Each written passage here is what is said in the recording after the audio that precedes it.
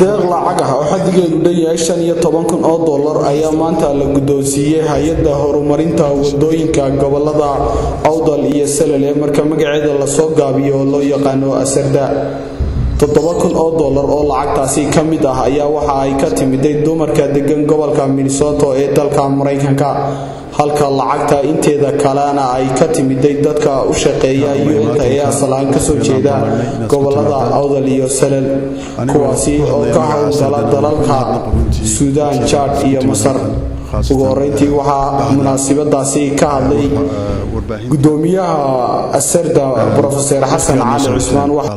dhammaan dadkii ka qayb qaatay hirgelinta hawsha wadooyinkan wadno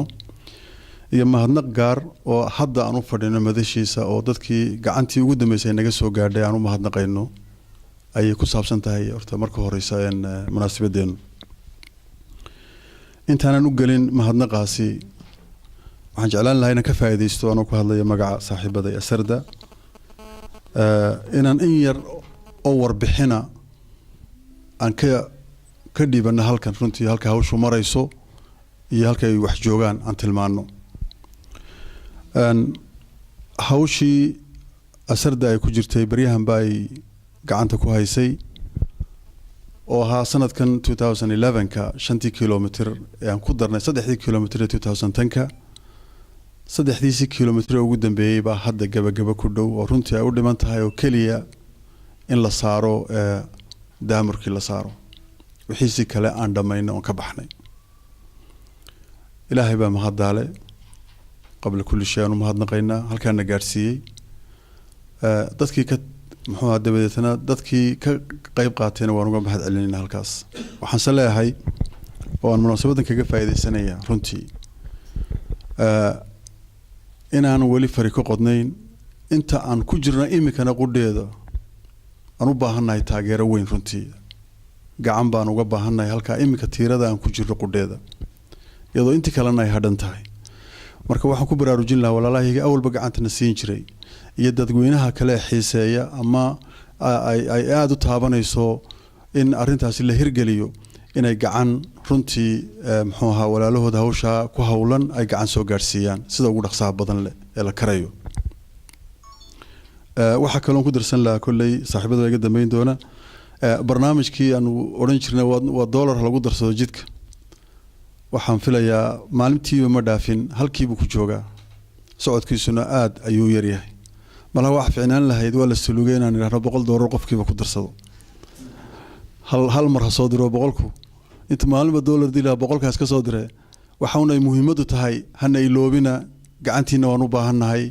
kolba markaad xasuustaanba maaragtay account-yada arka oo maxaan ku dhahdaa muxuu ahaa gacan hadii alla haydmo markaan u soo noqdo munaasabadeena maanta gacantii ugu dambeysay ama gacmihii ugu dambeeyay ee ay naga soo gaaraan wax ee walaalaheena goboladan u dhashaya waxa weeye gabdhaha degan wadanka Mareykanka gaar ahaan magaalada Minnesota oo cibaado geelle maanta nagala joogto oo na soo gaarsiiyay lacag dhan $7,000 ilaahay khayr ha ugu bedelo meesha ka soo saaray ma leenahay ilaahay ha ka abaal halkaasi ka hadashay cibaado geelle oo mas'uul ka ahayd dumarka Minnesota ee lacagtaasi soo dhiibay qalab qaatay runtii waqtigooda qaaliga u huray aad iyo aad baad yaan ugu mahadnaqayaa aad iyo aadna waa u mahadsan yihiin lacagtan aan maanta keenay aan ku wareejiyay gudida Asarda waxaa soo ururiyay qaar kamida dumarka u dhashay gobolka Awdal iyo Salale ayaa soo ururiyay runtii mataqaanaayay maxaan ku raday aad iyo aad iskaga xilqaamay inay dalkooda horumarkiisa ka qayb qaataan waxaan rajaynaynay oo aan ku hamiyeynay runtii inaan ilaa oo qiyaasteedu ahayd markaan hawshan bilaabaynay inaan qiyaast ilaa iyo 1 kilomitir ah aan qaadano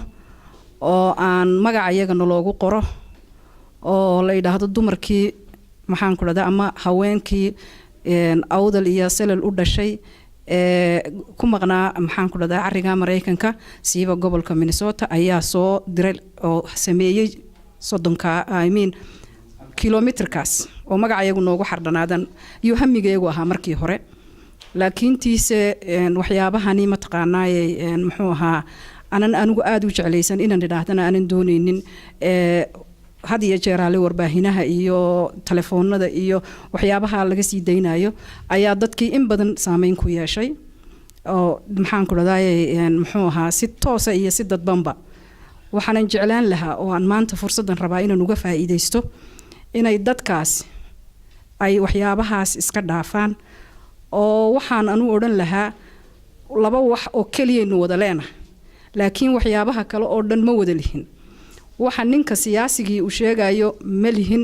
waayo ninka siyaasigii isagu dan buu leeyahay kursigiisu ilaashanaya markuu kursiga ka dhaadhacana dee waxa weeyaan wixii uu sheegay oo dhan iyo dadkii uu sheegay waxba kama jiraan ninka kale ee ma taqaana isagu danta gaara isaguna leh siyaabaha ma taqaana hadalka iyo bahaabahada inay uu wax ku cuno isaguna qorshaystay maxaan ku dhadaayay wax alla wax danaho ma taqaana ugu jirta inoogu jirta ma jirto laakiin waxaan odhan lahaa inagu laba wax oo kaliya inuu wada leena laba wax oo kaliya oonan ma taqaanaayay cidina inala wadaagin cidna inaan maxaan ku dhaladay inuu ugu danayna ay hayn baynu wada neela waa mid ee waxaan wada leenahay anigu waan odhanayaa qabyaalada afka ka dhowri maayo gadabuursinimo aan wada leenahay inaga wada leh gadabuursinimada cidna inala male ninka siyaasiga ayna inala male cid kalena inala male wax kalena waan wada leenahay wadankan wada leenahay dhulka ayaan wada leenahay marka haddaan labada wada leenahay inaan labada ka wada shaqaysanaa inoo fiican oo wax kale oo dhanba dhageysan haddaad maanta magaalada Boorama joogi lahaydeen waxa qashin iyo ma taqaanaayay muxuu ahaa foolxumo taala dadka idin sheekeynaya meedaan dhageysateen halkaad ku soo noqonayseen baan odhan lahaa hal la hagaajisto hal loo midoobo labada shay ee inaga dhaxeeya kaliyana hal la ilaaliyo waxa kale oo dhan hal la iska dhaafo ayaan anigu ku waanin lahaa maxaan ku dhadaa walaalahayga rag iyo dumar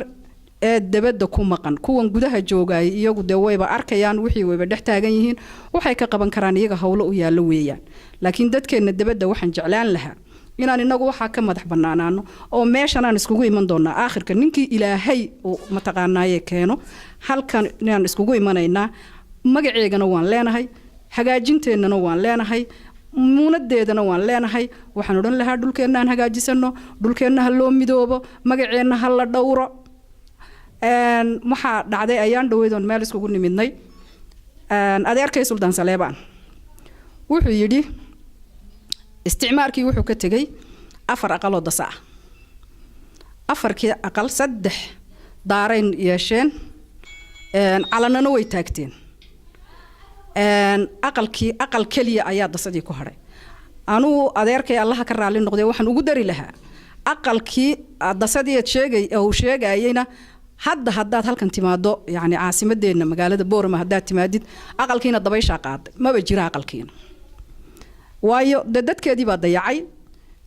maxaan ku dhaday dadkeedii baa wax kala ku mashquula in cid kala daba cararaan waxyaabo kala daba ordaan waxaan laaqi ahayn ku yani ay sameeyaan on dalkeena iyo dadkeena iyo ubadkeena waxba uga danahayn marka waxaan odhan lahaa dhulkeena horumarkiisa loo soo jeesto bal waxa kale oo dhanba waa iska temporary runtii xaqiiqada hal wajahan odhan lahaa hadalkayga intaas aan ku soo ururinaya waanad mahadsantihiin wassalaamu calaykum Khadar Maxamed Xasan xidigta news magaalada Boorama